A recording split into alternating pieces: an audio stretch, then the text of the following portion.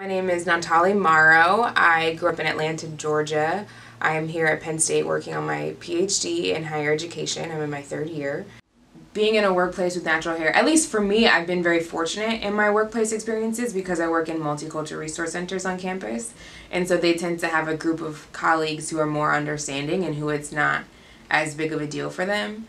But in areas that are more like academically focused, where there are not a lot of people of color there, a lot of them are always I have a professor who I was walking up the stairs and he was walking down the stairs, and I was saying hi, and he looked at me like he had never met me before. And I was like, okay, that's weird. Maybe he just didn't see me. Maybe the lighting was off or something like that.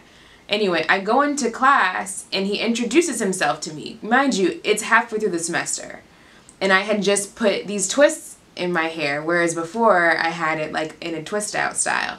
And I said, I'm Nantali. I'm the person who's been sitting in this class for the past 8 weeks. And it's one of those things where, in some ways I think I'm old enough to the point where I just don't think about it a lot, and partially because I expect it, and it's just a form of ignorance, and so I just move on and call it a day. Usually though, in those moments, I have someone in the class that has seen what is happening, and we can make that eye contact and we can say, hey, that was messed up. I'm sorry you had to deal with that. All without even saying a word. You just exchange looks and you know that the sentiment is there. But I know it's definitely a reality for other places, other professional environments, because a lot of women are told you need to go home, or you need to fix your hair, or you need to do something and change it in some way so that it is more professional. Even if you just Google professional hairstyles, most of them are straight. Or if you Google unprofessional hairstyles, most of what you will get are black women with natural hair.